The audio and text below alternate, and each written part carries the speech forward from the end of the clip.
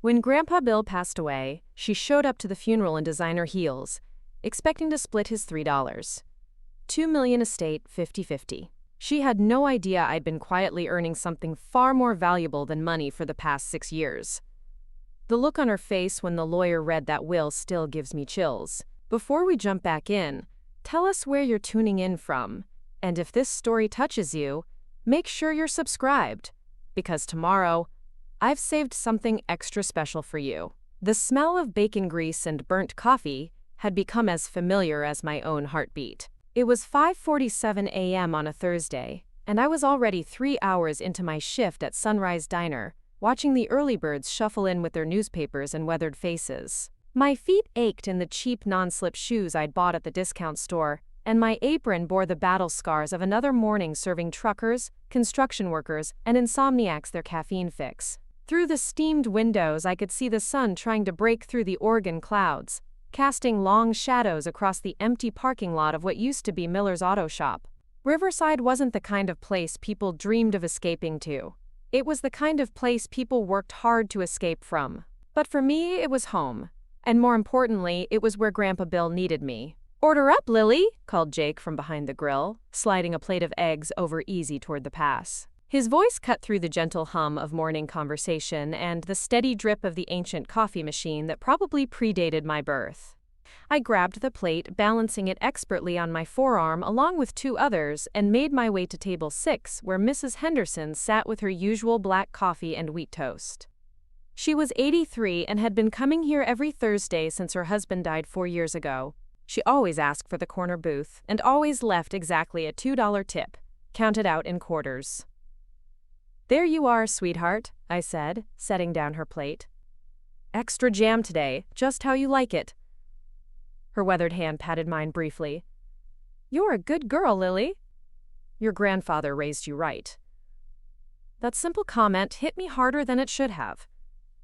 Mrs. Henderson didn't know that Grandpa Bill was the only one who had raised me right. She didn't know that while I was here serving breakfast to strangers, my sister Cassandra was probably just rolling into whatever upscale hotel she'd spent the night in, nursing a champagne hangover and planning her next adventure. The bell above the diner door chimed, and I glanced over to see Marcus walking in, still wearing his Henderson's hardware apron from his early inventory shift. His dark hair was mussed, and there was a streak of dust across his cheek, but he smiled when he saw me, the kind of genuine smile that made the fluorescent lights seem a little warmer. "The usual?"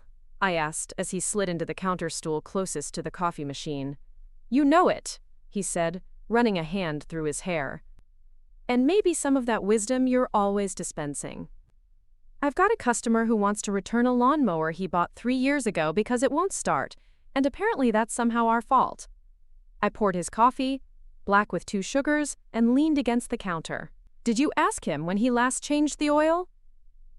Marcus laughed. He looked at me like I'd asked him to explain quantum physics. "Some people think machines run on good intentions." "Unlike people," I said, refilling the sugar dispenser, "people need a little more than good intentions." He studied my face for a moment, the way he did when he could tell I was thinking about something deeper than coffee and customer complaints. "How's your grandfather doing?" The question I'd been dreading all morning. Grandpa Bill had been declining for months now, though he tried to hide it behind his usual jokes and stubborn independence. Yesterday, when I'd stopped by his house on Maple Street, after my evening shift at Henderson's Hardware, I'd found him sitting in his favorite armchair, staring at old photo albums with a confusion I'd never seen before. "He's having more bad days than good ones," I admitted quietly, glancing around to make sure no one was listening. "Yesterday he asked me who I was 3 times before he remembered. But then he spent an hour telling me stories about Grandma Rose like she'd just stepped out to get groceries." Marcus reached across the counter and squeezed my hand. "I'm sorry, Lily, that's gotta be scary." It was scary, but not in the way most people would understand. I wasn't just worried about losing the man who'd been more of a parent to me than my actual parents ever were. I was worried about what would happen to him if my sister suddenly decided she cared about family again. Cassie had a talent for showing up whenever there was something to be gained, and disappearing the moment actual responsibility was required. The diner door chimed again, and this time it was Tom Bradley, one of the regulars who worked the night shift at the lumber mill. He looked exhausted, the way men do when they've been working with their hands for 12 hours straight, but he managed a nod in my direction. "Morning, Tom," I called out. "Coffee to go?" "Make it a large," he said, settling onto a stool 2 seats down from Marcus. "And maybe some of those hash browns if Jake's feeling generous." As I moved around the counter, refilling cups and taking orders, I caught fragments of conversation from the morning crowd. Mrs. Patterson worried about her roses surviving the late frost. Bill Kowalski complained about the city council's plan to put in new parking meters downtown. Normal people with normal problems, the kind of steady, predictable concerns that came with staying in one place long enough to care about it. I envied them sometimes, the simplicity of their worries. My own concerns felt heavier, more complicated. There was Grandpa Bill's declining health, the 2 jobs I juggled to keep my head above water, and the constant undercurrent of guilt about my sister. Cassie called maybe once a month, usually from somewhere exotic, always with some story about a new boyfriend or a new opportunity that was going to change everything. She never asked about Grandpa Bill's health. She never asked if I needed help. The last time she'd called, 3 weeks ago, it was from a resort in Cancun. She'd been dating some guy named Tyler, who worked in tech and apparently had unlimited funds for spontaneous getaways. While she described the infinity pool and the private beach, I'd been standing in Grandpa's kitchen, helping him remember which pills to take with his dinner. "You should live a little, Lily," she'd said, her voice slightly slurred from whatever tropical drink she was enjoying. "You're 26 years old, and you're acting like you're 60. Grandpa Bill would want you to have fun." What she didn't understand, what she'd never understood, was that taking care of the people you love isn't a burden you endure until something better comes along. It's not a temporary inconvenience that interferes with your real life. It is your real life, and if you're lucky enough to have people worth caring about, then that's not a sacrifice, it's a privilege. By 8:30, the morning rush had died down to a manageable trickle. I wiped down the counter, restocked the napkin dispensers, and counted my tips from the early shift. $47.32, which wasn't bad for a Thursday morning. Every dollar mattered when you were trying to stretch a paycheck across rent, groceries, gas, and the dozens of small expenses that came with helping care for an aging relative. "I've got to head over to the hardware store," Marcus said, finishing the last of his coffee. "Mrs. Chen is coming in at 9 to pick up the paint she ordered, and Robert wants me to help her load it." "Tell her I said hi," I replied, already mentally shifting gears to my afternoon responsibilities. After my shift ended at Sunrise Diner at 10, I had exactly 2 hours to grab lunch, check on Grandpa Bill, and get to Henderson's hardware for my evening shift that ran until 8. It wasn't the most glamorous life, but it was mine, and I'd built it with intention and purpose. Every choice I'd made over the past 6 years had been guided by a simple principle: show up for the people who matter, even when it's hard, especially when it's hard. Marcus left, and I spent the next hour and a half serving the late breakfast crowd and helping Jake prep for the lunch rush. By the time I hung up my apron and grabbed my purse from behind the register, the morning fog had burned off completely, leaving behind one of those crisp October days that made Oregon feel like the most beautiful place on earth. I drove the familiar route from the diner to Maple Street, past the elementary school where I'd learned to read, past the park where Grandpa Bill had taught me to ride a bicycle, past all the landmarks of a life lived in one place by choice rather than circumstance. Some people might call it limiting, staying so close to home, but I called it roots. Grandpa Bill's house sat on a quiet street lined with mature oak trees, their leaves just beginning to turn the deep reds and golds that made autumn in Oregon feel like a gift. The Victorian home had been in our family for 3 generations, its wraparound porch and gabled windows a testament to a time when people built things to last. The paint was peeling slightly around the window frames, and the front steps creaked in a way that announced every visitor, but it was still the most welcoming place I'd ever known. I found him in the kitchen, sitting at the small table where we'd shared countless meals over the years. He was holding a cup of tea that had gone cold, staring out the window at the bird feeder he'd hung from the old apple tree. For a moment I stood in the doorway, watching him, trying to memorize the way the afternoon light caught the silver in his hair, the careful way he held his shoulders despite the arthritis that made every movement a small act of determination. "Hey, Grandpa," I said softly, not wanting to startle him, He turned toward me and I felt that familiar moment of relief when his eyes focused and I knew he recognized me. "There's my girl," he said, his voice carrying that warmth that had been my anchor for as long as I could remember. "How was the diner today?" "Busy morning," I said, settling into the chair across from him. "Mrs. Henderson asked about you. She said to tell you that her tomatoes came in better this year because of that fertilizer trick you taught her." He chuckled, a sound that seemed to come from somewhere deep in his chest. "That woman's been growing tomatoes longer than I've been alive, but she still acts like she needs my advice." "Maybe she just likes having someone to talk to about them," I suggested, reaching across the table to cover his weathered hand with mine. "Sometimes the advice isn't the point." He squeezed my fingers gently. "You always were too wise for your age, Lily Rose. Your grandmother used to say you had an old soul." The middle name was something only he called me, a connection to the grandmother I'd never known, but whose presence somehow lived on in the stories he told and the way he'd shaped my understanding of what it meant to be part of a family. Preparing and narrating this story took us a lot of time, so if you are enjoying it, subscribe to our channel. It means a lot to us. Now back to the story. Grandma Rose had died when I was 2, but through Grandpa Bill's memories, she'd been a constant presence in my life, a standard of kindness and strength that I'd tried to live up to. "Have you eaten today?" I asked, though I already knew the answer from the untouched loaf of bread on the counter and the clean dishes in the sink. "I had some toast this morning," he said vaguely, though I suspected that was yesterday morning he was remembering. I stood and opened the refrigerator, taking inventory of what I'd brought over on Sunday when I'd done his weekly grocery shopping. There were eggs, some leftover soup I'd made, a package of sliced turkey, and the ingredients for the grilled cheese sandwiches that had been his favorite comfort food for as long as I could remember. "How about some lunch?" I suggested. "I've got a little time before my next shift." While I cooked, we talked about safe topics: the weather, the neighbors, the progress on Mrs. Patterson's garden renovation.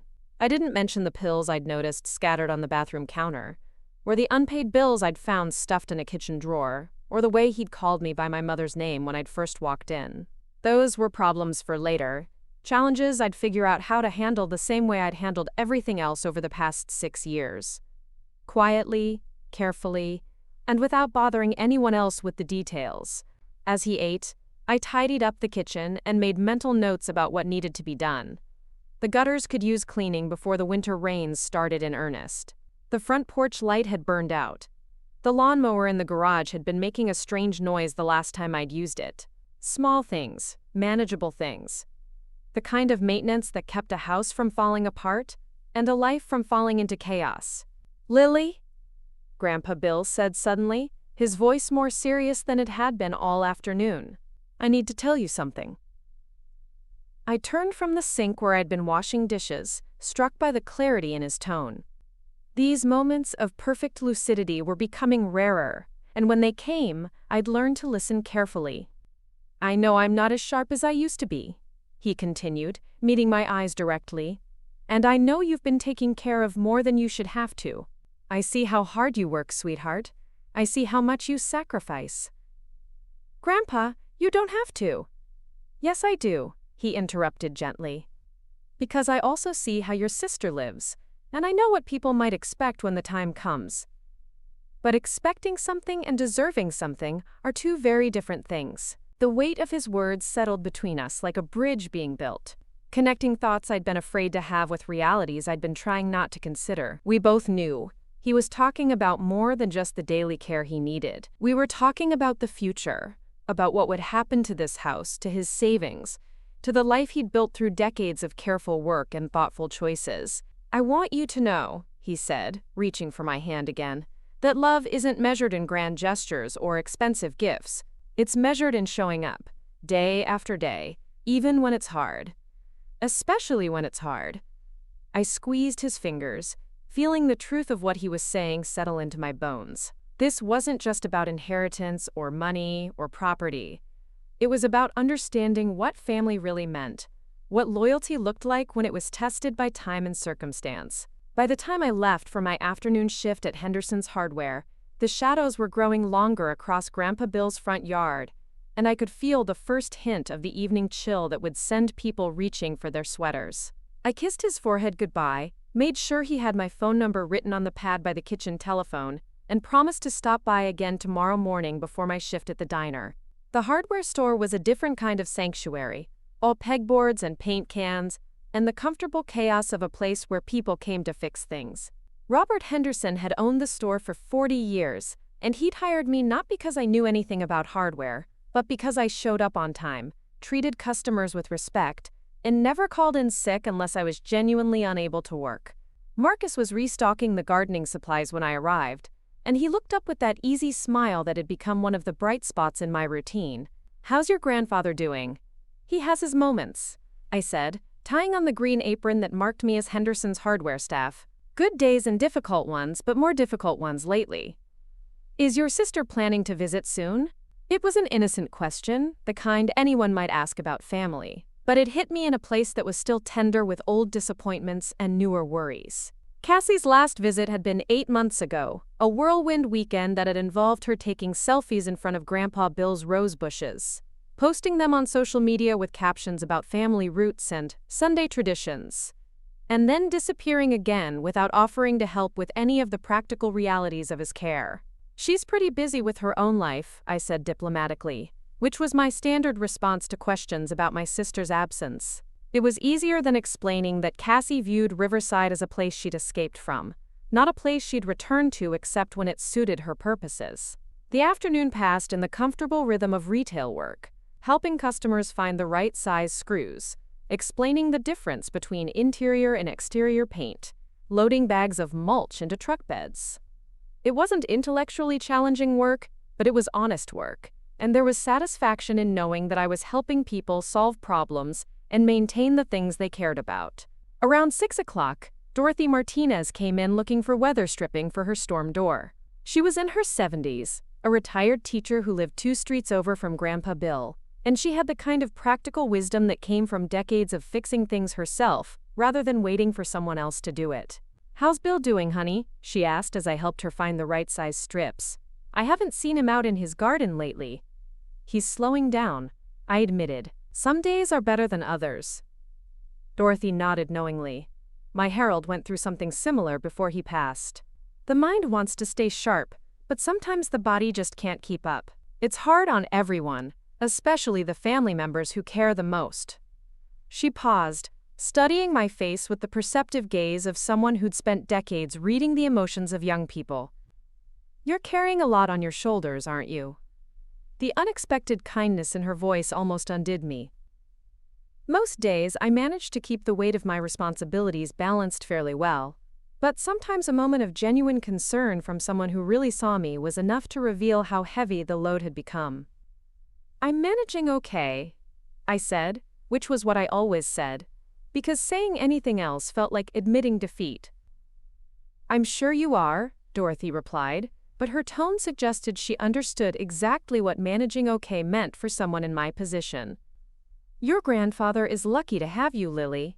Not everyone would stick around to help the way you have." After she left, I found myself thinking about her words, about the choice I'd made 6 years ago to stay in Riverside instead of following the path that had seemed so appealing to everyone else my age. When I'd graduated from high school, my guidance counselor had encouraged me to apply to colleges in Portland, Oregon, even Seattle, places where I could expand my horizons and reach my full potential.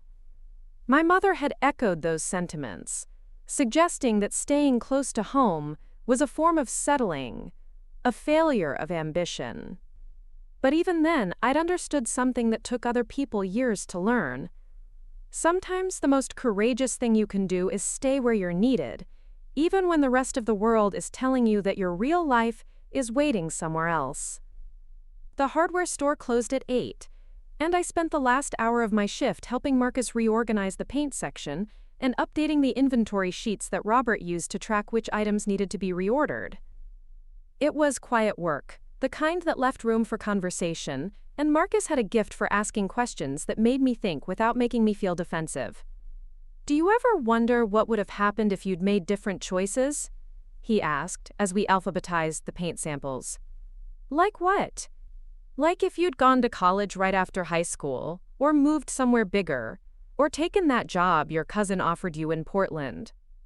I considered his question while I sorted through the blues and greens, each sample card representing someone's vision of how they wanted their world to look. I think about it sometimes, I said honestly, but not in a way that makes me regret staying here. I think about it more like wondering what would have happened if I'd been born with brown eyes instead of blue, or if I was 5 inches taller. Interesting to consider, but not something that keeps me awake at night. You don't feel like you missed out on anything? I don't think I missed out, I said, pausing to really consider what I meant. I think I chose something different. Maybe something that doesn't look as exciting from the outside, but something that feels right to me. Does that make sense? Marcus smiled, the kind of smile that suggested he'd been hoping I'd say exactly that. It makes perfect sense. I just think not everyone would see it that way. Not everyone has to, I replied, and I meant it.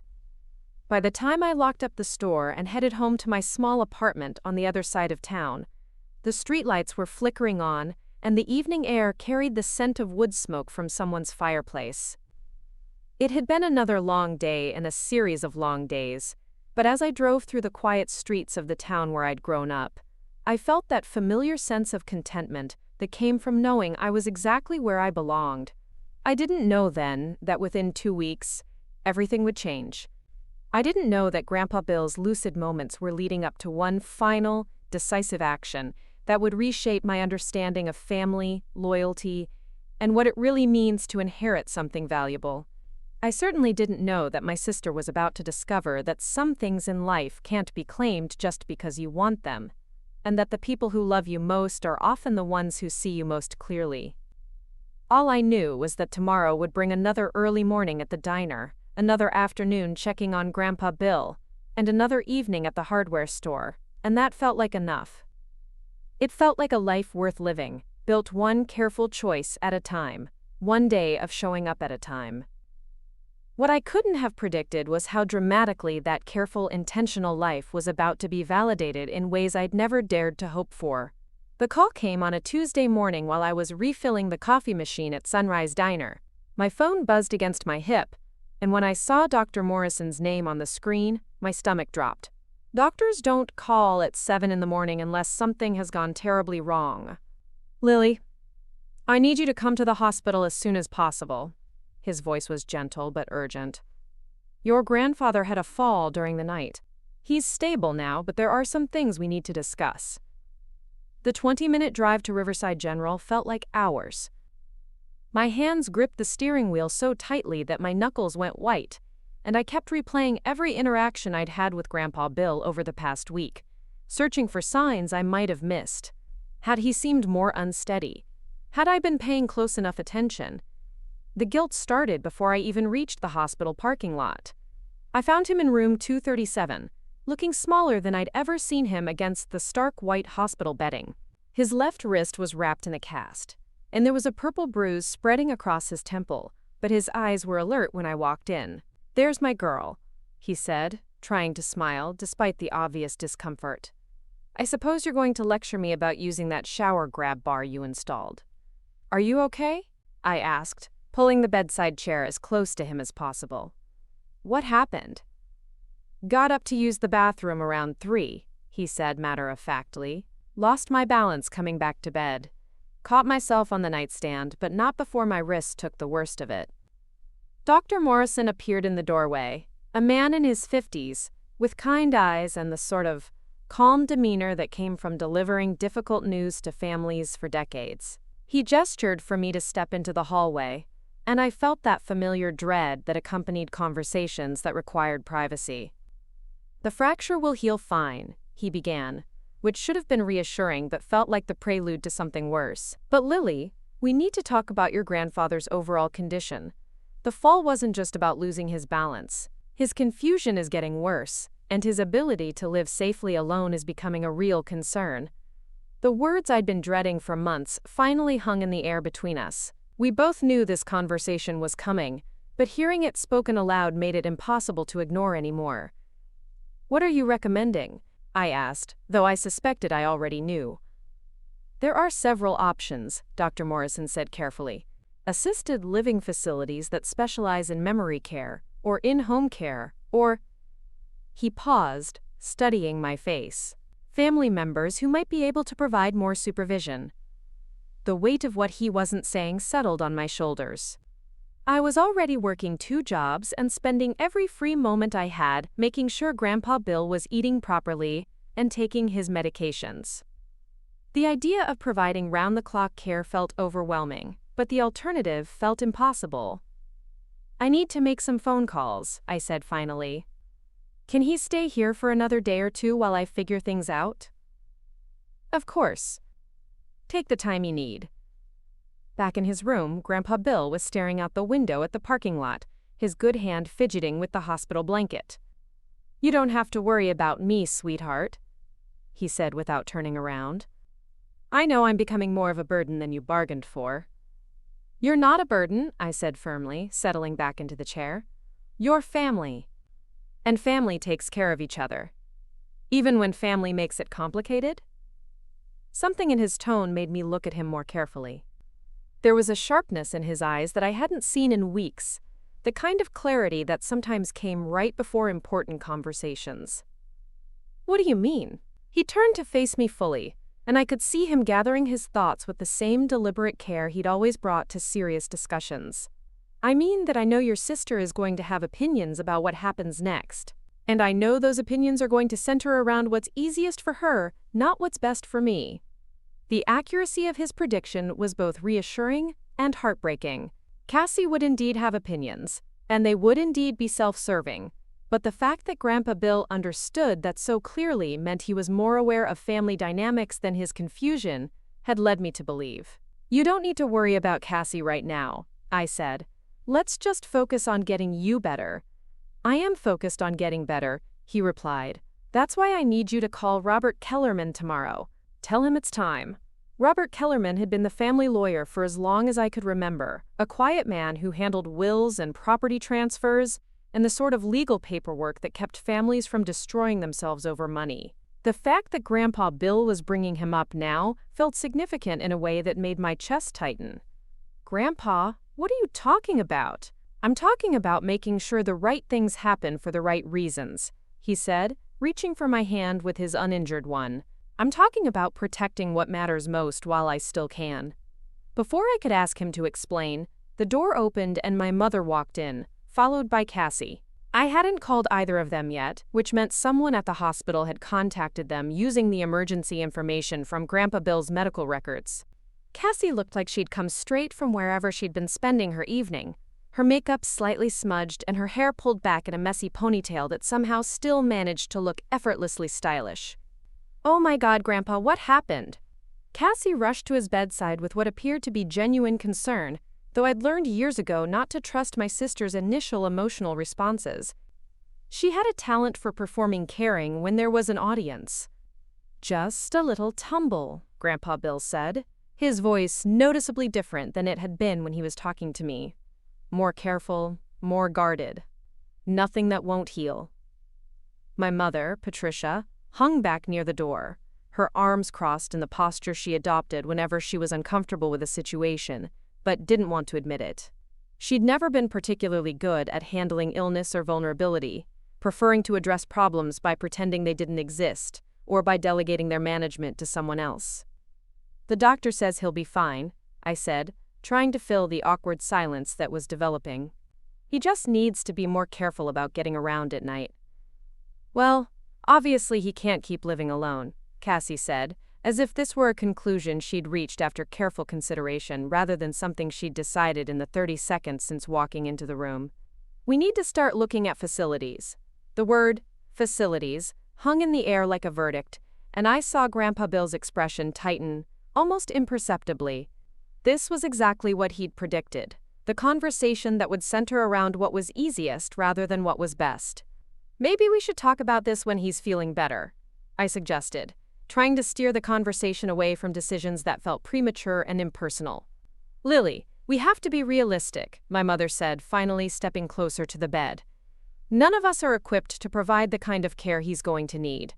There are professionals who specialize in this sort of thing. This sort of thing, I repeated, unable to keep the edge out of my voice. You mean taking care of family members who need help? Don't be dramatic, Cassie said, adjusting Grandpa Bill's blanket with a sort of performative tenderness that looked caring but felt hollow. We all want what's best for him. That means making sure he's somewhere safe with trained staff who can handle medical emergencies. What she didn't say, but what we all understood, was that placing Grandpa Bill in assisted living would also mean that none of us would have to rearrange our lives to accommodate his needs. It would be clean, convenient, and completely remove the daily responsibility of caring for him from our family dynamic. I think, Grandpa Bill said quietly, his voice cutting through our debate, that I'd like to rest now. Lily, could you stay for a few more minutes? Patricia, Cassie, thank you for coming. It was a polite but unmistakable dismissal, and both my mother and sister recognized it as such. They made the appropriate noises about getting some rest and coming back tomorrow, kissed his forehead with the sort of dutiful affection that looked right but felt empty, and left us alone again. They mean well, Grandpa Bill said once their footsteps had faded down the hallway. Do they? I asked, though I immediately felt guilty for the question. They mean well within the limits of what they're capable of, he corrected gently. Your mother has never been comfortable with difficult situations, and your sister has never understood that love requires sacrifice. That doesn't make them bad people. It just makes them limited. The generosity in his assessment made my throat tighten. Even after decades of being disappointed by the people who should have been there for him, he could still find ways to excuse their failures and focus on their intentions rather than their actions. Grandpa, about what you said earlier, about calling Robert Kellerman, tomorrow, he said, closing his eyes. Call him tomorrow, and tell him I need to see him as soon as possible. Tell him it's about the final arrangements. The phrase, final arrangements, sent a chill through me that had nothing to do with the hospital's aggressive air conditioning. Final arrangements sounded like someone who was preparing for an ending, not someone who was planning to recover from a broken wrist. You're going to be fine, I said, needing to hear the words as much as he did. I am going to be fine, he agreed, opening his eyes to look at me directly. But fine might look different than it has before, and I want to make sure that when things change, they change in the right direction. I stayed with him until visiting hours ended, mostly sitting in comfortable silence while he dozed, and I tried to process the day's revelations. The fall was serious but manageable. The conversation about his living situation was something we'd been avoiding but would have to address soon. But the discussion about Robert Kellerman and final arrangements felt like something else entirely. Something that went beyond immediate medical concerns and into territory I wasn't sure I was ready to navigate. By the time I left the hospital, it was nearly 9 o'clock, and the parking lot was mostly empty. The drive home gave me time to think about the decisions that lay ahead, the phone calls I'd need to make, and the conversations I'd need to have. At the top of my list was calling Robert Kellerman, though I wasn't entirely sure what I was supposed to tell him, beyond the fact that Grandpa Bill wanted to see him about final arrangements. My apartment felt especially small when I walked in, the silence more pronounced after spending the day in the controlled chaos of the hospital. I made a cup of tea and sat at my small kitchen table, staring at my phone and trying to organize my thoughts enough to make the calls I needed to make. First, I called Jake at the diner to let him know I wouldn't be in for my morning shift. He was understanding in the way that small-town employers often are when family emergencies arise, telling me to take whatever time I needed and not to worry about coverage. Next, I called Robert Henderson to explain the situation and arrange for someone else to handle my evening shift at the hardware store. Marcus answered the phone at the store and immediately offered to cover for me, asking if there was anything else he could do to help. The genuine concern in his voice was exactly what I needed to hear after a day of feeling like I was managing everything alone. Finally, I called Robert Kellerman's office and left a message with his answering service, explaining that my grandfather needed to meet with him as soon as possible about what he'd described as final arrangements. The secretary who took the message was professional but warm, assuring me that Mr. Kellerman would call me back first thing in the morning to schedule an appointment. With the immediate logistics handled, I found myself with the strange luxury of time to think, something I hadn't had much of over the past few months, as Grandpa Bill's needs had increased and my responsibilities had multiplied. Sitting in my quiet kitchen, I realized that I'd been so focused on managing the day-to-day challenges that I hadn't allowed myself to consider what the future might actually look like. The truth was that I'd been assuming I could somehow maintain the status quo indefinitely, that I could keep working 2 jobs and providing increasing levels of care for Grandpa Bill without anything fundamental changing. Today's fall and the subsequent conversations had made it clear that this assumption was both unrealistic and unfair to everyone involved. If Grandpa Bill needed more supervision, then something in my life would have to give. I could reduce my hours at one or both jobs, which would mean less money for both of us at a time when medical expenses were likely to increase. I could move in with him, which would mean giving up my apartment and the small measure of independence I'd worked so hard to maintain. Or I could explore the assisted living options that my mother and sister had been so quick to suggest, which would provide professional care but would also mean admitting that I couldn't handle the situation on my own. None of these options felt entirely right, but they all felt more honest than pretending I could continue juggling everything without making some significant changes. The question was which changes would serve Grandpa Bill's needs best while still allowing me to maintain some semblance of the life I'd built for myself. The phone rang just after 10, startling me out of my thoughts. Cassie's name appeared on the screen, and I debated whether to answer. Conversations with my sister had become increasingly difficult over the past few years, partly because we had such different priorities, and partly because she had a talent for making me feel guilty for choices that I knew were right. "Hey," I said, accepting the call. "I've been thinking about the situation with Grandpa," she said without preamble. "And I think we need to be proactive about finding him a good place. He just fell this morning, Cassie. Maybe we should give him a chance to recover before we start making major life decisions for him." "That's exactly the kind of thinking that got us here in the first place," she replied, her tone taking on the slightly condescending quality that appeared whenever she thought I was being naive. "You've been enabling his stubbornness about living alone, and now look what's happened." The accusation stung partly because there was a grain of truth in it. I had been reluctant to push Grandpa Bill toward changes he didn't want to make, preferring to increase my own involvement rather than force him to accept that his independence was becoming unsafe. "I've been trying to respect his wishes while keeping him safe," I said carefully. "Well, your approach isn't working. He's hurt, he's confused, and he's going to hurt himself worse if we don't intervene. I've already started researching facilities in the area, and there are some really nice places that specialize in memory care. Have you talked to him about what he wants? Lily, he's not capable of making rational decisions about his own care anymore. That's the whole point. We have to make the hard choices because he can't." The conversation continued for another 10 minutes, with Cassie outlining her research into various facilities and her timeline for making decisions. She'd clearly spent the evening after leaving the hospital researching options and creating plans, which should have felt helpful but instead felt presumptuous. She was approaching Grandpa Bill's care like a project to be managed efficiently rather than a family situation that required sensitivity and collaboration. "I think we should slow down and include him in these conversations," I said when she finally paused for breath. "Include him in conversations about whether he needs full-time care?" "Lily, he fell and broke his wrist because he got confused trying to find the bathroom in his own house. He's beyond being able to participate in these decisions. He seemed pretty clear when I was talking to him today. He has moments of clarity, sure, but those are getting fewer and further between. You know that. You've been covering for him for months, making excuses, handling things he should be handling himself. I appreciate what you've been trying to do, but it's time to admit that it's not working." After we hung up, I sat in my kitchen for a long time, turning her words over in my mind. Was I enabling his stubbornness, as she'd suggested? Was my desire to respect his autonomy actually putting him in danger? The questions felt impossible to answer definitively, but they pointed to a larger truth that I'd been avoiding. The situation was becoming unsustainable, and something would have to change soon. The next morning, Robert Kellerman called while I was getting dressed to go back to the hospital.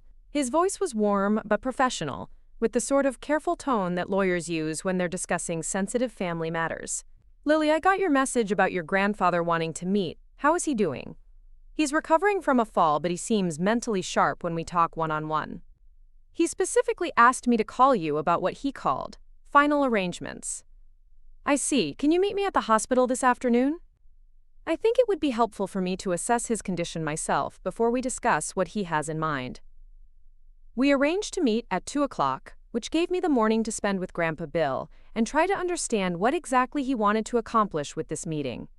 When I arrived at the hospital, he was sitting up in bed looking more alert than he had the day before, though the bruise on his temple had darkened overnight.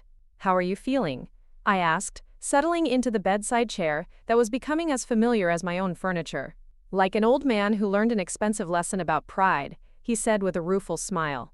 "But also like an old man who still has his wits about him when it matters." "Grandpa, about this meeting with Robert Kellerman, what are you planning?"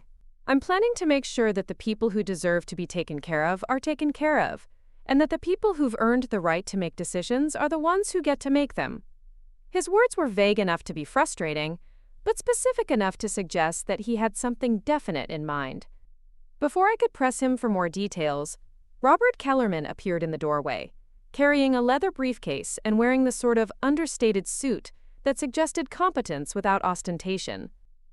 "Bill," he said, approaching the bed with the easy familiarity of a long professional relationship. "I hear you've had some excitement." "Nothing I can't handle," Grandpa Bill replied, though his grip on Robert's hand seemed to linger longer than a casual greeting would warrant. "Thank you for coming so quickly." "Of course. Now what can I help you with?" Grandpa Bill looked at me, then back at Robert, and I could see him organizing his thoughts with the same careful deliberation he'd always brought to important conversations. "I want to make some changes to my will," he said simply. "And I want to make sure those changes are legally sound and properly documented." Robert nodded, pulling a yellow legal pad from his briefcase. "What kind of changes are you thinking about?" "The kind that reflect the reality of how my family has actually behaved over the past few years, rather than how I hoped they might behave." The weight of this statement settled over the room like a blanket. I felt my stomach tighten as I began to understand that this conversation was going to be about more than just legal technicalities. It was going to be about recognition, about accountability, and about the difference between being related to someone and being family to them. "I want to make sure," Grandpa Bill continued, "that my estate goes to the person who's earned it through years of actual care and sacrifice, not the person who might feel entitled to it because of biology or birth order." Robert's pen moved steadily across the legal pad as he took notes, occasionally asking clarifying questions about specific assets or legal requirements.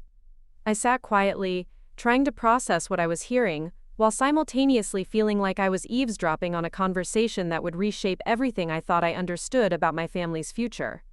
The meeting lasted for nearly an hour, covering details about property, investments, insurance policies, and the various legal mechanisms that would ensure Grandpa Bill's wishes were carried out exactly as he intended. By the time Robert packed up his briefcase and shook hands with both of us, I felt like I'd witnessed something momentous, though I wasn't entirely sure what it meant for me personally. "I'll have the documents ready for you to review and sign by the end of the week," Robert told Grandpa Bill. "And I'll make sure everything is properly witnessed and notarized." After he left, Grandpa Bill and I sat in silence for several minutes. I felt like I should say something, but I wasn't sure what questions I was allowed to ask, or what assumptions I was supposed to make about what I'd just heard. "You don't have to say anything," Grandpa Bill said finally. "And you don't have to feel guilty about any of it. This isn't about punishing anyone or playing favorites. It's about recognizing that actions have consequences, and that love is something you demonstrate, not something you claim.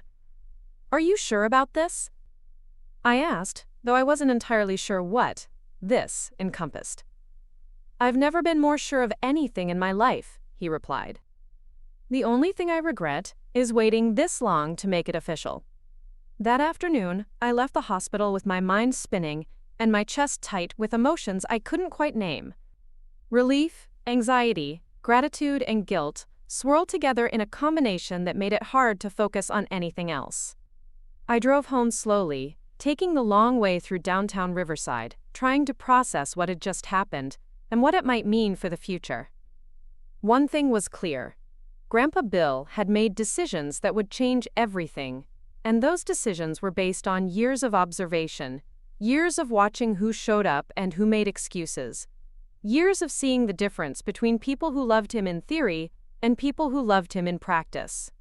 What wasn't clear was how Cassie and my mother would react when they learned about these changes, or what it would mean for our family relationships going forward. But as I pulled into my apartment complex and sat in my car for a moment before going inside, I realized that maybe that uncertainty was part of the point. Maybe some relationships were strong enough to survive difficult truths, and maybe the ones that weren't had been built on false foundations to begin with. Either way, there was no going back now. The decisions had been made, the legal wheels were in motion, and all that remained was waiting to see how everyone would respond when they learned that good intentions and family relationships weren't enough to earn what could only be gained through years of consistent, selfless action.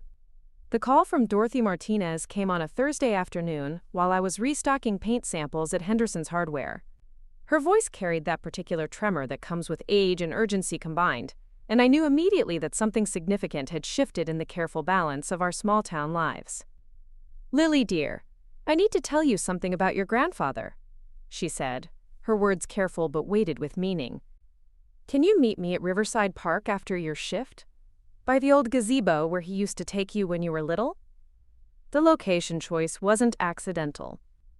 Dorothy had known our family for decades, had watched me grow up running through that park while Grandpa Bill pushed me on swings and taught me to identify different types of birds by their calls. If she wanted to meet there, it meant whatever she had to tell me connected to those deeper roots of memory and relationship. "Of course," I said, glancing at the clock above the register. "I can be there by 8:30. The rest of my shift passed in a haze of routine tasks while my mind cycled through possibilities. Dorothy lived 2 streets over from Grandpa Bill's house on Maple Street, and she had the sort of relationship with him that came from decades of being good neighbors. She brought him cookies at Christmas and borrowed his ladder for cleaning gutters, and he helped her with her rose bushes and listened to her stories about her late husband Harold. If she had something to tell me about him, it was something she'd observed firsthand. Marcus noticed my distraction around 7 o'clock when I miscounted the same inventory sheet 3 times in a row.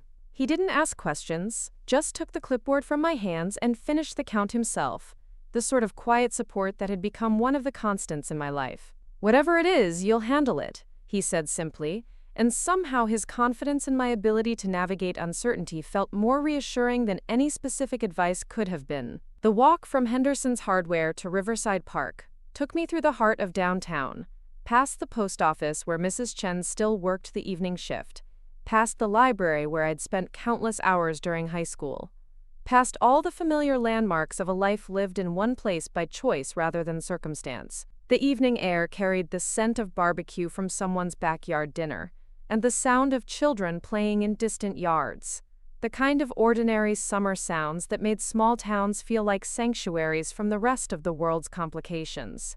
Dorothy was already waiting when I arrived, sitting on the bench beside the gazebo with her purse in her lap, and that careful posture that suggested she'd been rehearsing this conversation in her mind. She looked up when she heard my footsteps on the gravel path, and I could see in her expression the weight of whatever she'd brought me here to discuss. "Thank you for coming, sweetheart," she said, patting the bench beside her in invitation. I wasn't sure whether I should say anything at all, but Harold always told me that keeping quiet when someone needs information is just another form of lying. I settled beside her, struck by the way the evening light filtered through the old oak trees and cast familiar shadows across the gazebo where Grandpa Bill had taught me to tie my shoes and explained why leaves changed colors in the fall. Being here with Dorothy felt like stepping into a pocket of time where the most important conversations happen naturally, without rushing or forcing. "What did you want to tell me?" I asked gently. "It's about the visits your grandfather has been having," she began, her weathered hands folding and unfolding in her lap. "Professional visits, from people who don't usually come to our neighborhood." The phrase, professional visits, could have meant any number of things, but something in Dorothy's tone suggested these weren't the obvious kinds of professionals like doctors or physical therapists that you'd expect to see at the home of an elderly man recovering from a fall. What kind of professionals? Well, there was that lawyer, Robert Kellerman. He's been coming by the house 3 times this week, always carrying that leather briefcase and staying for hours at a time. And yesterday there was someone else, a woman I didn't recognize, very official looking, with a camera and a clipboard. Dorothy paused, studying my face as if trying to gauge whether I already knew about these visits, or whether I was hearing about them for the first time. I tried to keep my expression neutral, though internally I felt that familiar tightness in my chest that came with realizing that important things were happening without my knowledge. "Did you see anyone else?" "A man from the bank came by Tuesday afternoon. I only noticed because he parked right in front of my house, and when he got out of his car, he was carrying one of those file folders that banks use for important paperwork. He was inside for nearly 2 hours." The picture Dorothy was painting felt both surprising and inevitable. Grandpa Bill was clearly taking care of business, handling affairs that required professional consultation and documentation. The timing, coming so soon after his hospital stay and his meeting with Robert Kellerman, suggested that whatever plans he'd been making were moving forward more quickly than I'd anticipated. "Dorothy, did my grandfather ask you not to mention these visits to anyone?" She considered the question carefully, the way people do when they're trying to balance conflicting loyalties. "Not exactly. But he did say something about how important it was for families to find out about changes when the time was right, not before. I think he wants to handle things in his own way, on his own timeline." "Then why are you telling me?" "Because you're not just anyone in his family, Lily. You're the one who's been there every day for years. You're the one who deserves to know that something significant is happening, even if you can't know all the details yet." The distinction she was making felt important, though I wasn't entirely sure how to interpret it. Dorothy clearly understood something about family dynamics that went beyond simple blood relationships, something about earned versus assumed rights to information and involvement. "There's something else," she continued, reaching into her purse and pulling out a small envelope. "Your grandfather asked me to give this to you, but only if I thought you seemed ready to handle whatever it contains." The envelope was cream-colored paper, the expensive kind that people use for important correspondence, with my name written across the front in Grandpa Bill's careful handwriting. It felt heavier than its size suggested, weighted with whatever message he'd decided I needed to receive through this indirect channel. "He gave this to you when?" "3 days ago, right after that lawyer's second visit. He came over while I was watering my front flower bed and said he had something he wanted me to keep safe, something for you when the time felt right." I turned the envelope over in my hands, noting that it wasn't sealed, just held closed with the kind of careful folding that suggested I was meant to open it. Inside was a single sheet of paper covered with Grandpa Bill's handwriting, his words precise, despite the slight tremor that had developed in his hands over the past year. "My dear Lily," the letter began, "if Dorothy is giving you this letter, it means the wheels are in motion, and it's time for you to understand what's been happening behind the scenes. I want you to know that every decision I've made over the past month has been guided by a simple principle. Actions speak louder than words, and love is something you demonstrate through sacrifice, not something you claim through entitlement." The letter continued for nearly a full page, outlining in general terms the legal and financial arrangements he'd been making, the reasons behind his choices, and his hopes for how these changes would ultimately serve the family's best interests. He didn't specify exact details about inheritance or property distribution, but he made it clear that his decisions had been based on careful observation of how different family members had actually behaved over the years, not on how they'd claimed to feel or what they'd promised to do in the future. "I know this may create some difficult conversations in the coming weeks," he wrote near the end, "but I also know that you have the strength and wisdom to handle whatever reactions these changes might provoke. You've already proven that you understand what family really means, and I trust you to carry forward the values that have always mattered most to me." The letter was signed simply "With all my love and gratitude, Grandpa Bill," followed by a postscript that made my throat tighten. "The people who truly love you will understand these decisions. The people who don't understand were never really family in the way that counts." I read the letter twice before folding it carefully and slipping it back into the envelope. Dorothy had been watching me quietly, giving me space to process whatever message I'd received while remaining available if I needed to talk through my reactions. "He's a wise man, your grandfather," she said finally. "And he loves you more than you probably realize." "I know he does," I replied, though the letter had revealed depths of intention and planning that I hadn't fully grasped before. "Dorothy, do you know anything specific about what he's been arranging?" "Not the details, but I know enough about life to recognize when someone is putting their affairs in order, and I know enough about your family to understand that not everyone is going to be happy with his decisions." The truth of this observation settled between us like a stone dropped into still water. Whatever Grandpa Bill had been planning with lawyers and bank representatives and official documentation, it was going to change things in ways that some people had been expecting and other people had been dreading. "Are you worried about how people will react?" Dorothy asked. "I'm worried about a lot of things," I admitted. "I'm worried about Grandpa Bill's health and what he needs going forward. I'm worried about family relationships and whether we'll be able to stay connected despite having such different perspectives on responsibility and care. And I guess I'm worried about whether I'm strong enough to handle whatever comes next." Dorothy reached over and patted my hand with the same gentle authority she'd shown when I was 8 years old and had fallen off my bicycle in front of her house. "Strength isn't something you either have or don't have, sweetheart. It's something you develop by facing difficult situations and discovering that you can handle more than you thought you could. You've already been developing that strength for years without realizing it." We sat in comfortable silence for several minutes, watching the last of the daylight fade behind the trees and listening to the evening sounds of a small town settling into night. I felt like I was standing at the edge of something significant, some fundamental shift in how my family understood itself and how we related to each other going forward. "Dorothy, can I ask you something that might sound strange?" "Of course. Do you think it's possible to love people and still hold them accountable for their choices?" She considered the question thoughtfully, the way she approached most complex ideas about human relationships and family dynamics. "I think that's not just possible, I think it's necessary. Love without accountability isn't really love at all. It's just enabling, or wishful thinking, or fear of conflict dressed up as caring. Even when it hurts people's feelings or disappoints them? Especially then. The people who really love you will eventually understand that you're holding them accountable because you believe they can do better. The people who don't understand probably weren't capable of that kind of love in the first place." Her words echoed themes from Grandpa Bill's letter. The idea that real relationships could withstand difficult truths, and that the relationships that couldn't withstand them had been built on false foundations anyway. It was a hard philosophy, but it felt more honest than the alternative of pretending that good intentions were enough to maintain family bonds regardless of actual behavior. "I should probably head home," I said eventually, though I was reluctant to leave the peaceful certainty of this conversation for the uncertainty of whatever lay ahead.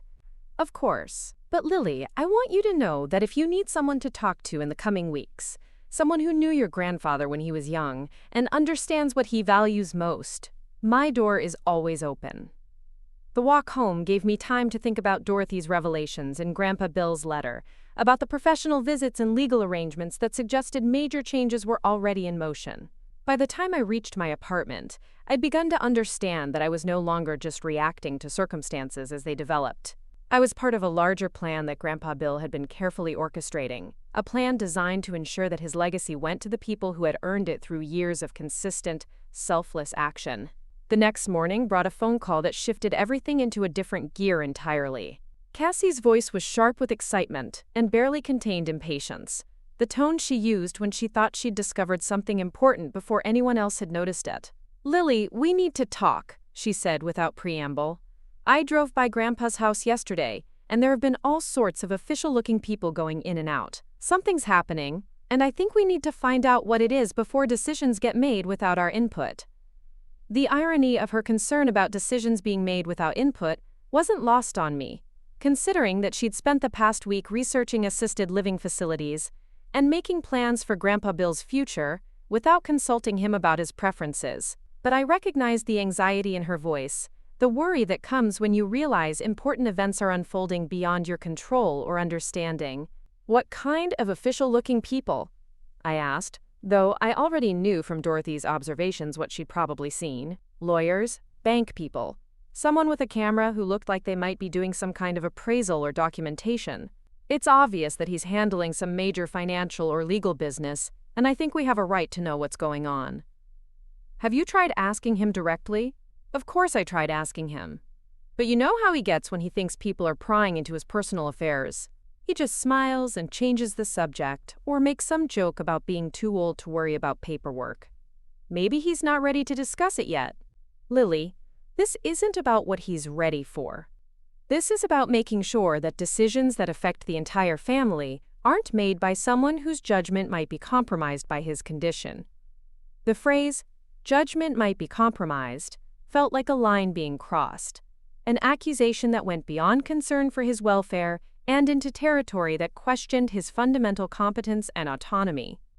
I could hear in Cassie's voice the frustration of someone who was accustomed to getting information when she wanted it and making decisions based on her own timeline rather than anyone else's. His judgment seemed pretty clear when I talked to him at the hospital, I said carefully. That was a week ago, and you said yourself that he has good days and bad days. What if he's making major decisions during confused periods?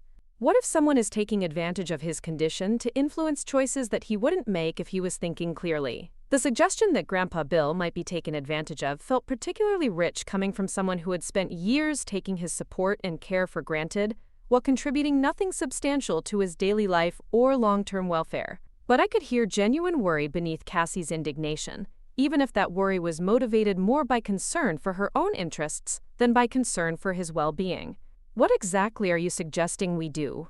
I think we need to have a family meeting, all of us together, including Mom, so we can get a clear picture of what's happening and make sure that everyone's interests are being considered. And if Grandpa Bill doesn't want to have that conversation yet, then we make it clear that we're not asking permission. We're asking for information that we have a right to have as his family members. The conversation continued for another 10 minutes, with Cassie outlining her concerns and her plans for addressing them. She wanted to schedule a family meeting for the coming weekend, preferably at Grandpa Bill's house, so they could address the situation directly, rather than allowing it to develop without their input. She'd already talked to our mother, who was apparently supportive of a more direct approach to discovering what legal and financial arrangements were being made. After we hung up, I sat in my kitchen with a cup of coffee that had gone cold while we talked, trying to process the shift that was happening in our family dynamics. Cassie was moving from passive observation to active intervention, driven by anxiety about being excluded from decisions that might affect her expectations about inheritance and family resources. What she didn't understand, and what I was only beginning to grasp myself, was that Grandpa Bill's recent activities weren't about excluding anyone from family decisions. They were about making decisions based on family behavior, about ensuring that his legacy reflected the reality of who had actually been family to him in the ways that mattered most. The meeting she was planning would probably accelerate whatever timeline he'd been working with, forcing conversations and revelations that he might have preferred to handle more gradually. But maybe that acceleration was inevitable anyway. Maybe there comes a point in every family's story when the gap between appearance and reality becomes too wide to maintain, and someone has to choose between comfortable lies and difficult truths. I spent the afternoon thinking about that choice and about what it would mean for all of us when the truth finally came out. By evening, I'd decided that whatever Grandpa Bill had been planning, whatever changes he'd been arranging through lawyers and bank representatives and official documentation, I trusted his judgment more than I feared other people's reactions. That trust felt like the most important thing I could offer him as we moved into whatever came next. It also felt like the foundation for whatever strength I'd need to handle the conversations and conflicts that would inevitably follow when my sister and mother learned that good intentions and family relationships weren't enough to earn what could only be gained through years of consistent, selfless action. The evening air carried the scent of late summer gardens and the distant sound of a freight train passing through town on its way to somewhere else, reminding me that some journeys were about staying in one place and growing deeper roots, while others were about movement and change and the constant search for something better somewhere else. I'd chosen roots, chosen depth, chosen the daily work of showing up for the people and places that mattered most to me. Soon everyone would learn whether that choice had been recognized and valued, or whether it had simply been taken for granted as the natural order of things. Either way, I was ready to find out. The ambush came on a Saturday morning, disguised as a family brunch. Cassie had called the night before, her voice carrying that artificial sweetness she used when she was orchestrating something she didn't want to call manipulation. She'd arranged everything, she said. Mom would pick up bagels from that place downtown, she'd bring fresh coffee, and we'd all gather at Grandpa Bill's house for a nice family meal and some long overdue conversations. What she didn't say, but what I understood immediately, was that this gathering had been designed to corner Grandpa Bill when he was most vulnerable, surrounded by family members who could present a united front about their concerns regarding his recent secretive behavior. It was the kind of coordinated intervention that looked caring from the outside but felt calculated from the inside. I arrived at the house on Maple Street to find Cassie's rental car already parked in the driveway, a sleek sedan that probably cost more per month than I made at both my jobs combined. Through the front window I could see her moving around Grandpa Bill's kitchen with the confident familiarity of someone who was comfortable taking charge of other people's spaces, setting out plates and arranging food as if she lived there instead of visiting twice a year. Mom's car pulled up just as I was walking up the front steps, and she emerged with that carefully neutral expression she wore when she was trying to avoid taking sides in family conflicts while simultaneously enabling the more aggressive personalities to dominate the conversation. She carried a bakery box and a thermal coffee carafe, her contribution to what she probably saw as a peacemaking gesture rather than a strategic confrontation. "Morning, sweetheart," she said, kissing my cheek with the sort of perfunctory affection that looked appropriate but felt distant. "Isn't this nice? It's been too long since we've all sat down together as a family."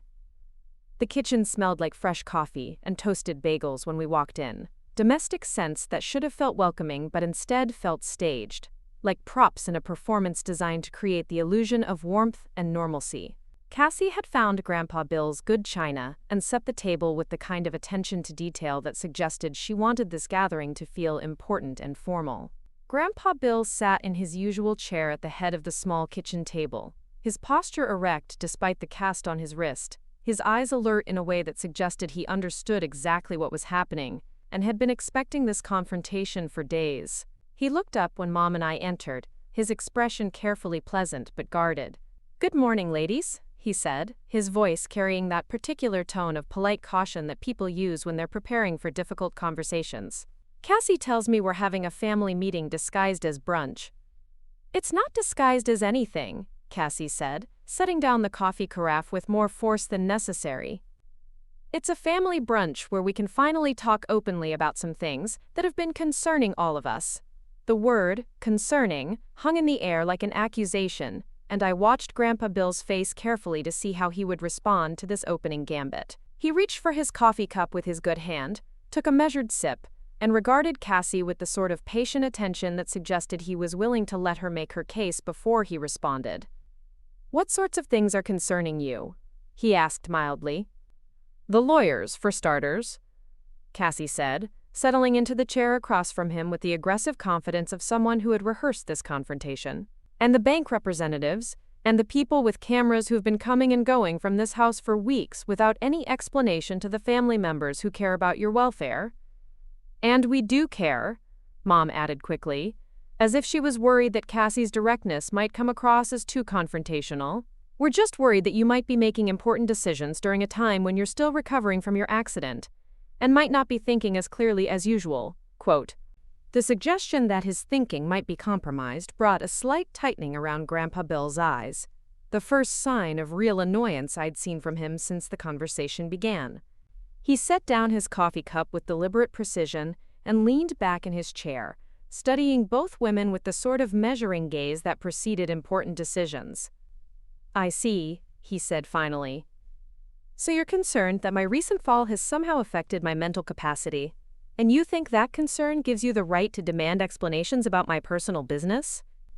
"It's not about rights," Cassie said, though her tone suggested it was exactly about rights, specifically her assumed right to information and involvement in decisions that might affect her future expectations. "It's about family.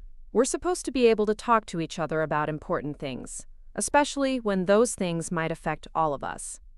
And you think my personal legal and financial affairs might affect all of you? Don't they?" The question hung in the air between them, loaded with assumptions about inheritance and entitlement that had never been explicitly discussed but had apparently been taken for granted. I watched Grandpa Bill process this revelation, The understanding that at least some of his family members had been operating under the assumption that his resources were somehow collectively owned rather than personally controlled. That's an interesting perspective, he said slowly. Tell me more about how you think my personal affairs might affect the rest of you. Cassie glanced at Mom, as if looking for support or permission to continue, then forged ahead with the kind of blunt honesty that usually emerged when people felt their interests were threatened. Look, Grandpa, we all know that you've been talking about estate planning and making arrangements for the future. That's smart and responsible. But we also think that kind of planning should involve the whole family, especially the people who are going to be affected by your decisions. The people who are going to be affected by my decisions? Your heirs. Your beneficiaries. The people who love you and want to make sure your wishes are carried out properly when the time comes. The phrase, when the time comes, felt particularly stark in the bright kitchen. A reminder that this conversation was ultimately about death and money, and the intersection between love and material expectations. Grandpa Bill absorbed this directness without flinching, though I could see him making mental notes about the assumptions being revealed. I see. And you consider yourselves my heirs and beneficiaries? Well, yes, Cassie said, as if the question was so obvious it barely deserved an answer. We're your family. We're the people who've been part of your life for decades. Of course we expect to be included in your estate planning. Based on what? The question was simple, but it cut straight to the heart of assumptions that had never been examined or justified. Cassie blinked, clearly not having expected to be asked to explain the foundation of her expectations about inheritance and inclusion. Based on the fact that we're your granddaughters, she said finally. Based on love and family relationships, and the normal way these things work. The normal way these things work, Grandpa Bill repeated thoughtfully. And how do you think these things normally work? Family members take care of each other, and when older generations pass away, they leave their resources to the younger generations who will carry on the family legacy. Family members take care of each other, he said, emphasizing the first part of her statement. Tell me about how you've been taking care of me over the past few years.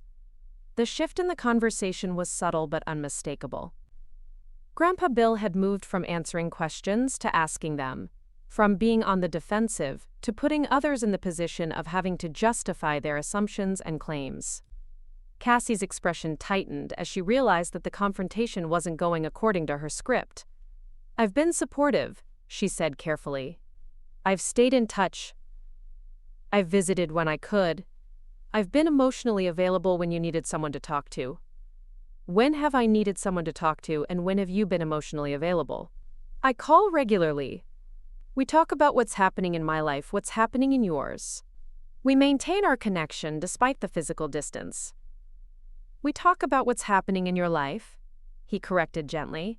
Your travel, your relationships, your career opportunities, your adventures. When was the last time you asked me specific questions about my health, or my daily routine, or whether I needed help with anything practical? The silence that followed this question was heavy with recognition and discomfort. Cassie's phone calls had indeed focused primarily on her own experiences and achievements, with Grandpa Bill serving as an appreciative audience for her stories rather than the subject of genuine inquiry or concern. I assumed Lily was handling the day-to-day stuff, Cassie said finally, her voice defensive. She lives here, she's geographically closer. It made sense for her to be more involved in the practical aspects of your care. So your contribution to taking care of me has been to assume that someone else was handling it? That's not fair. We all contribute in different ways. I contribute by staying connected emotionally, by bringing energy and excitement to your life, by sharing experiences that keep you engaged with the wider world. And what about actual care?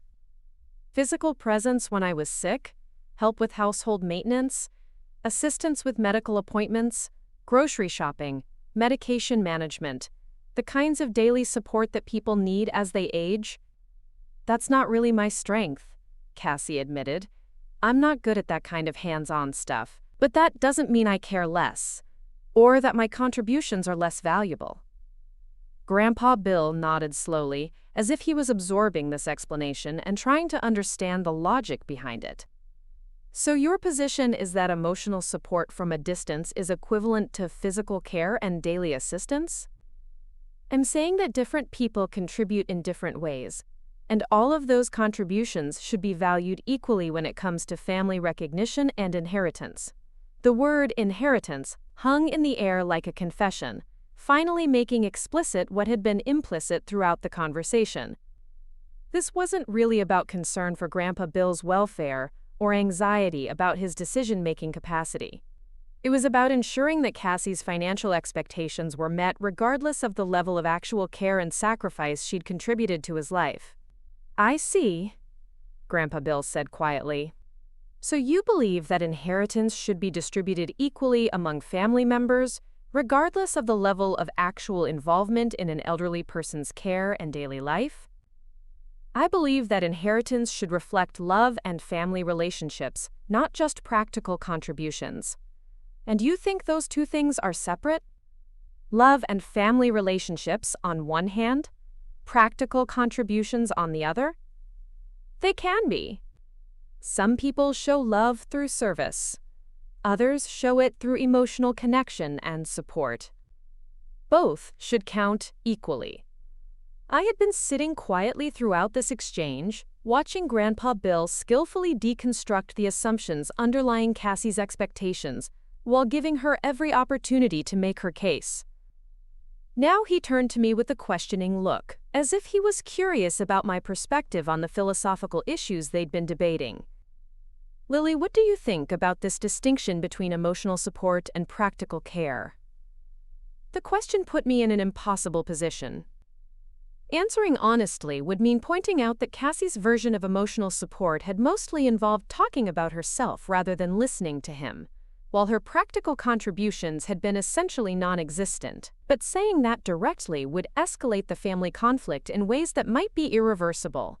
I think, I said carefully, that people show love in the ways that come naturally to them, and that the people who receive that love are probably the best judges of what feels meaningful and supportive. That's a diplomatic answer, Grandpa Bill said with a slight smile. Let me ask you something more specific. Over the past 2 years, as my health has declined and my daily needs have increased, what kinds of support have you provided?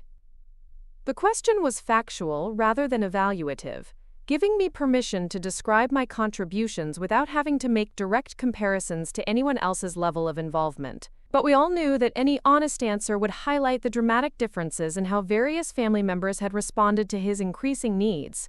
I've helped with grocery shopping and meal preparation, I said slowly, transportation to medical appointments, medication management, household maintenance and repairs, yard work, financial paperwork when your arthritis made it difficult to write checks, emergency response when you've had health scares or accidents.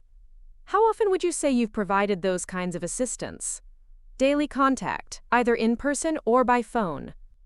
Physical presence at your house 3 or 4 times a week, more often when you're not feeling well or when there are specific projects that need attention.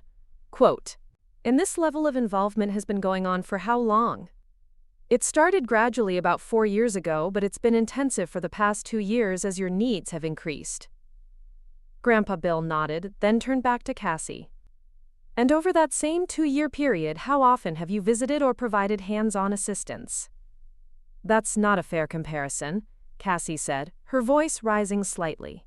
I live in a different city. I have different responsibilities and constraints. I'm not making a comparison. I'm asking about the facts of your involvement.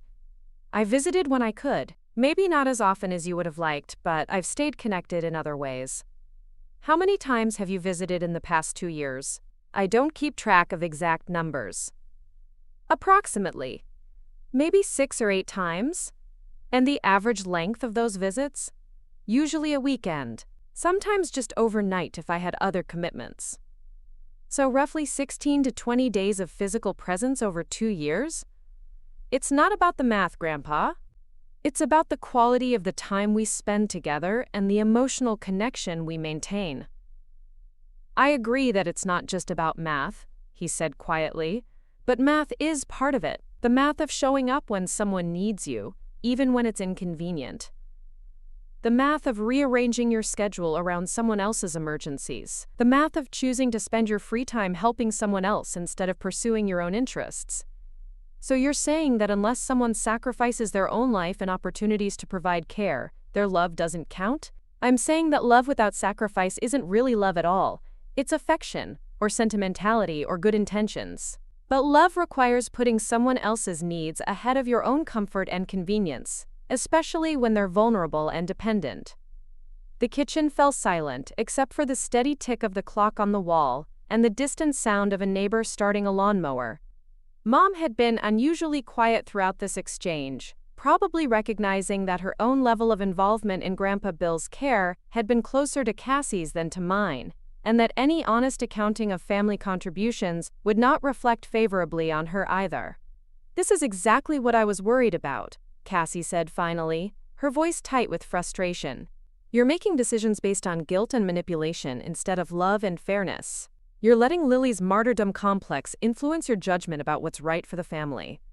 The word martyrdom felt like a slap, reducing years of genuine care and sacrifice to a psychological dysfunction that could be dismissed rather than recognized. But before I could respond, Grandpa Bill's voice cut through the tension with a sharpness I rarely heard from him. "Martyrdom complex?" he repeated, his tone dangerously quiet. "Is that what you call it when someone consistently puts family obligations ahead of personal convenience? When someone shows up for the difficult, unglamorous work of caring for an aging relative without expecting recognition or reward? I call it unhealthy codependence that makes everyone else in the family look bad by comparison."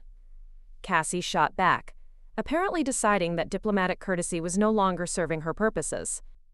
"Lily has made choices that prioritize your needs over her own development and opportunities, and now you're using those choices to make the rest of us feel guilty for living normal, independent lives." "Normal, independent lives," Grandpa Bill said slowly. "Lives where your elderly relatives are someone else's responsibility, where family obligations are optional, where love is something you feel rather than something you do. Lives where we maintain healthy boundaries and don't enable dependency by doing everything for people who should be learning to adapt to changing circumstances." The conversation had shifted into territory that felt dangerous and potentially irreversible. Accusations about codependence and enabling suggested that Cassie saw my involvement in Grandpa Bill's care not as sacrifice to be honored, but as dysfunction to be corrected. It was a fundamental difference in values that went far beyond practical disagreements about inheritance or family responsibilities. "I think," Mom said finally, speaking up for the first time in several minutes, "that we all need to take a step back and remember that we're family. We don't have to agree about everything, but we should be able to discuss these issues without attacking each other's character or motivations." "You're right," Grandpa Bill said, his voice returning to its normal gentle tone. "We are family, and family members should be able to have honest conversations about difficult topics. So let me be honest with all of you about what I've been doing over the past few weeks and why I've been doing it." The shift in his demeanor was unmistakable. The careful questions and diplomatic probing were finished. Now came the revelations that would change everything, the truths that had been building toward this moment through weeks of legal consultations and financial arrangements. "I have been meeting with lawyers and bank representatives," he began, "because I've been making significant changes to my will and my estate planning. These changes reflect my observations about how different family members have actually behaved over the years, not how they've claimed to feel or what they've promised to do in the future." He paused, studying each of our faces before continuing. "I've decided that my estate, including this house, my investments, and my savings, will go entirely to Lily. Not because I love anyone else less, but because she's the only one who has consistently demonstrated that love requires action, not just words." The silence that followed this announcement was absolute and electric. Cassie's face went white, then flushed red as the implications of what he'd said sank in.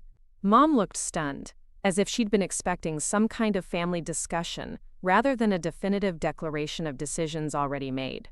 "You can't be serious," Cassie whispered. "I'm completely serious. The papers have been signed, the arrangements have been made, and the decisions are final." "But that's not fair. That's not how families are supposed to work." "You're right," Grandpa Bill said quietly. Families are supposed to work by everyone contributing according to their ability and everyone looking out for each other's welfare. If that had been how our family worked, these decisions would have been very different. And then he reached into his shirt pocket and pulled out a manila envelope, thick with documents that would change everything we thought we understood about family, inheritance, and what it really means to earn someone's trust and gratitude. The envelope sat on the kitchen table between us like a bomb waiting to explode, containing proof of everything he'd just revealed and all the legal mechanisms that would ensure his wishes were carried out exactly as he intended. The total value, he said simply, is approximately $2 million. The number hung in the air like a physical presence, transforming the familiar kitchen into something charged and unfamiliar. $3.2 million. I felt the weight of those words settle into my bones, while simultaneously feeling like they belonged to someone else's story, someone else's life that had accidentally intersected with mine. Cassie's chair scraped against the linoleum as she pushed back from the table, her face cycling through expressions of disbelief, anger, and something that looked like genuine panic. "This is insane," she said, her voice rising to a pitch that made the windows seem to vibrate. "You can't just give everything to one person because they happen to be geographically convenient when you needed help." "Geographically convenient," Grandpa Bill repeated, as if he was tasting the phrase and finding it bitter. "Is that what you think this has been about? Convenience? What else would you call it? Lily lives 20 minutes away. She doesn't have a demanding career or significant relationships, pulling her in other directions. Of course, it was easier for her to be available when you needed things." Mom leaned forward, her hands clasped tightly in her lap. "Dad, I think what Cassie is trying to say is that life circumstances shouldn't determine inheritance. Just because Lily was able to be more involved doesn't mean she deserves everything while the rest of us get nothing." "Deserves," Grandpa Bill said quietly. "That's an interesting word choice. Tell me what you think people deserve and how you think they earn it." "People deserve consideration based on their relationship and their love, not based on some kind of scorecard of services rendered," Cassie said, though her voice had lost some of its initial confidence. "Family shouldn't be transactional." "You're absolutely right that family shouldn't be transactional," he agreed. "Family should be about unconditional love and mutual support. But there's a difference between unconditional love and unconditional entitlement to material rewards." I sat in stunned silence, trying to process the reality of what had just been revealed while watching my family tear itself apart over the implications. The money felt abstract, almost irrelevant compared to what this moment was exposing, about how we'd all understood our relationships with each other. "Grandpa," I said finally, my voice sounding strange and distant even to myself, "I need to ask you something, and I need you to answer honestly." He turned to me with complete attention, his expression softening slightly as he shifted from defending his decisions to including me in the conversation as a full participant, rather than just a subject being discussed. "Are you doing this because you want to reward me, or because you want to punish them?" The question seemed to surprise him, as if he hadn't expected me to separate those two motivations, or to care about the distinction. He considered his answer carefully, the way he approached all important questions. "Neither," he said finally. "I'm doing this because I want my resources to go to someone who understands that wealth is a responsibility, not just an opportunity. Someone who's already proven that they'll put family welfare ahead of personal comfort, who won't see this inheritance as permission to stop caring about other people's needs." "But you could have divided it proportionally," Mom suggested, clearly grasping for some middle ground that might salvage family relationships while acknowledging different levels of contribution. "Maybe Lily gets the larger share because of her involvement, but everyone gets something to recognize their place in the family." "I could have done that," Grandpa Bill agreed. "But proportional division assumes that everyone contributed something worth recognizing, and that assumption isn't supported by the evidence." The bluntness of this statement hit the room like a physical blow. Cassie made a sound that was half gasp, half sob, and pushed her chair back from the table entirely, standing up with the jerky movements of someone who was fighting to maintain composure.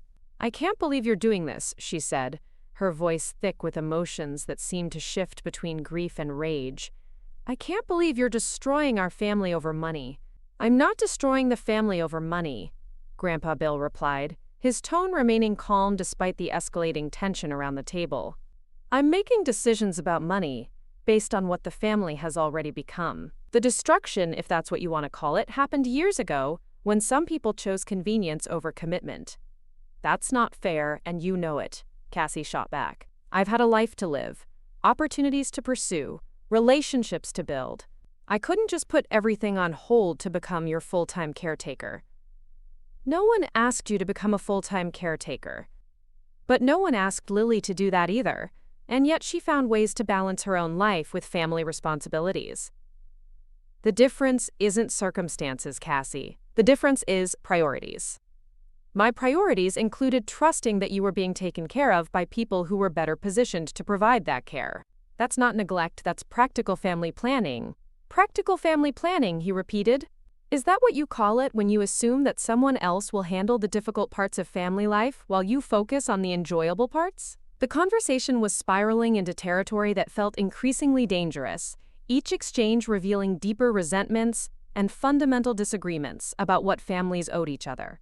I could see that we were approaching a point where words would be said that couldn't be taken back, where relationships would be damaged in ways that might be irreparable. Stop, I said, standing up with enough force that my chair scraped loudly against the floor. All of you, just stop for a minute. The kitchen fell silent except for the sound of Cassie's sharp breathing and the continued ticking of the wall clock that seemed to grow louder in the absence of conversation. This isn't about the money, I continued, looking at each of them in turn. I mean, yes, it's about the money, but it's really about what the money represents. It's about recognition and validation, and feeling like your contributions to the family have been seen and valued. I turned to Cassie, trying to find words that would acknowledge her pain without dismissing the legitimate reasons behind Grandpa Bill's decisions. Cassie, I understand why this feels unfair to you. I understand why it feels like your love and your connection to Grandpa are being discounted because they didn't take the same form as mine. But I also need you to understand something that I don't think you've fully grasped. I paused, searching for the right way to explain something that felt almost too personal to put into words. For the past 6 years, every major decision I've made has been filtered through the question of how it would affect Grandpa Bill's life and well-being. Not just the big decisions, but the small ones too. Whether to take a weekend trip, whether to work extra hours, whether to date someone seriously, whether to move to a different apartment. Every choice has been weighed against my responsibilities here. Cassie's expression shifted slightly, as if she was beginning to understand that what she'd characterized as geographic convenience had actually required constant sacrifice and compromise. That doesn't make me a saint or a martyr, I continued. It makes me someone who chose family responsibility over personal freedom, again and again for years. And now Grandpa Bill is saying that those choices mattered, that they had value, that they're being recognized and rewarded. But what about the rest of us? Mom asked quietly. What about the love and care we've provided in other ways? What about it? I asked, not unkindly but directly. Mom, when was the last time you called Grandpa Bill, just to check how he was feeling? When was the last time you offered to help with something practical? Or asked if there was anything he needed? She opened her mouth to answer, then closed it, her face reflecting the realization that her contact with her own father had been largely ceremonial for years, limited to holiday visits and birthday phone calls that focused more on maintaining appearances than on actual connection or support. I thought he was doing fine, she said finally. I thought Lily was handling whatever he needed, and I didn't want to interfere or make him feel like we were crowding him. You thought I was handling whatever he needed, I repeated. Which means you knew he had needs, you just assumed someone else was meeting them. The truth of this observation settled over the kitchen like dust after an explosion, illuminating dynamics that had been operating below the surface for years without being explicitly acknowledged. Look, I said, sitting back down and leaning forward toward the center of the table. I don't want this inheritance to destroy our relationships with each other. I don't want money to be the thing that tears apart what's left of our family connections. Then refuse it, Cassie said immediately, as if she'd been waiting for this opening. If you really care more about family relationships than money, turn down the inheritance and insist that Grandpa Bill distribute it more fairly. The suggestion hung in the air between us, and I could see that both Mom and Cassie were watching my face carefully, trying to gauge whether this was a possibility they could build on, or a dead end that would force them to accept the situation as Grandpa Bill had arranged it. "I could do that," I said slowly, "but that would mean disrespecting Grandpa Bill's autonomy and judgment, dismissing his right to make decisions about his own resources based on his own observations and values. It would mean prioritizing family harmony over material gain," Cassie countered. "It would mean teaching him that his evaluation of our family's dynamics was wrong, that his gratitude for years of care and sacrifice shouldn't be allowed to influence his decisions about his legacy. It would mean recognizing that love comes in different forms and that all of them have value.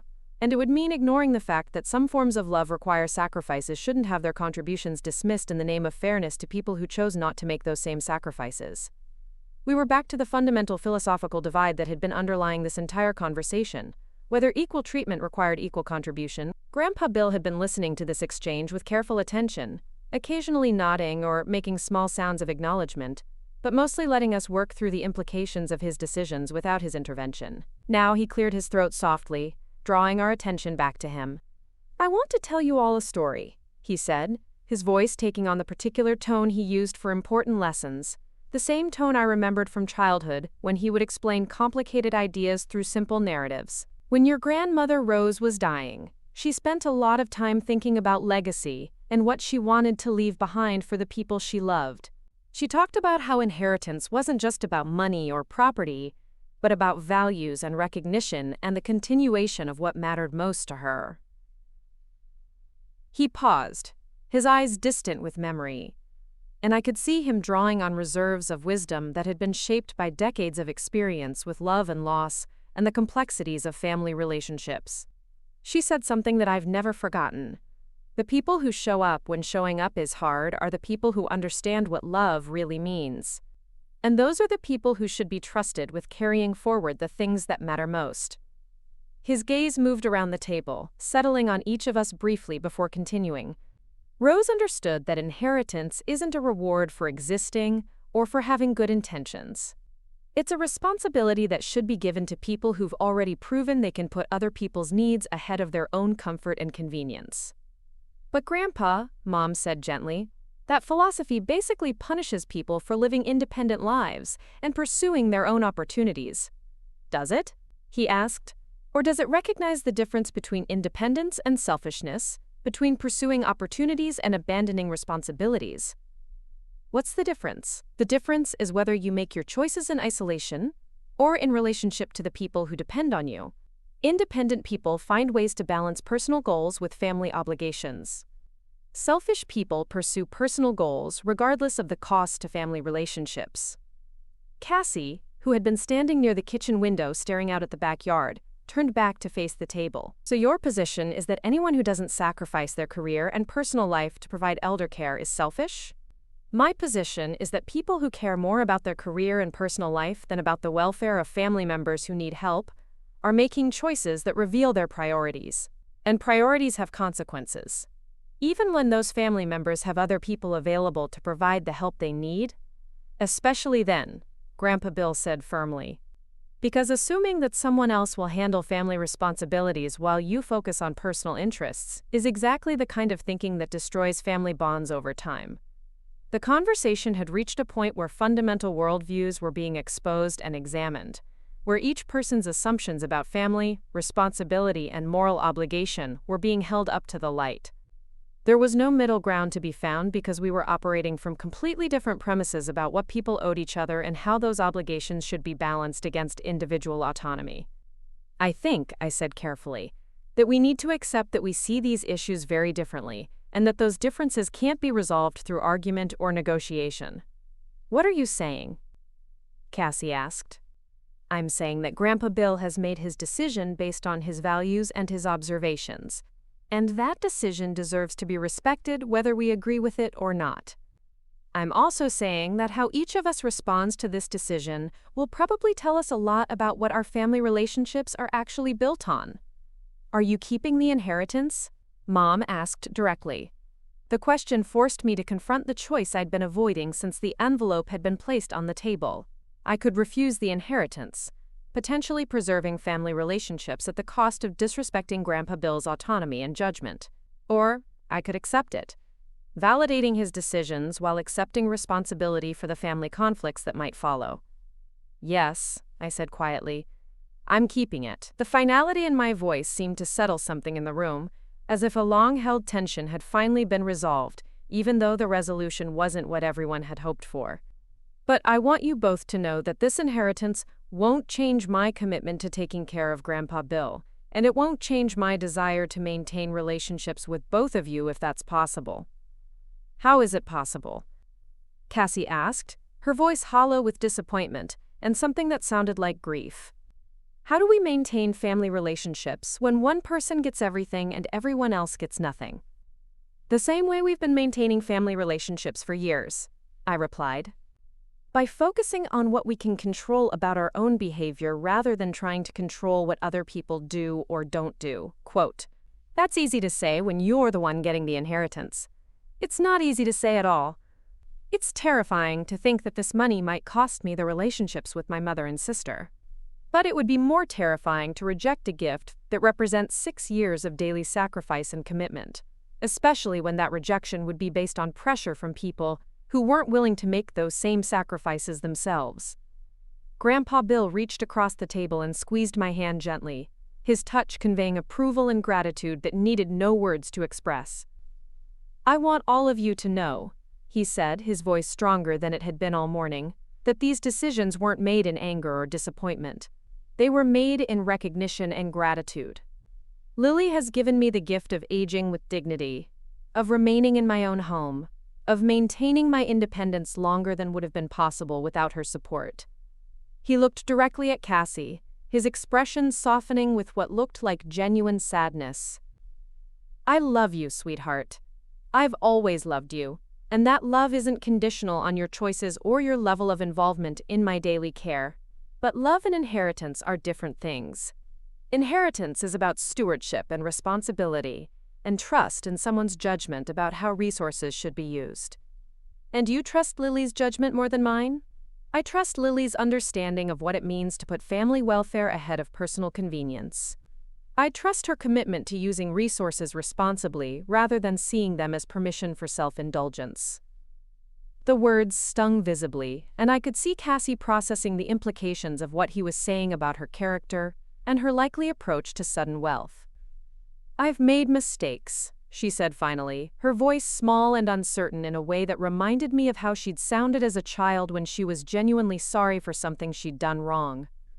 "We all make mistakes," Grandpa Bill replied gently. "The question is whether we learn from them and change our behavior, or whether we make excuses for them and continue repeating the same patterns. Is it too late? Is there any way to change your mind about this?"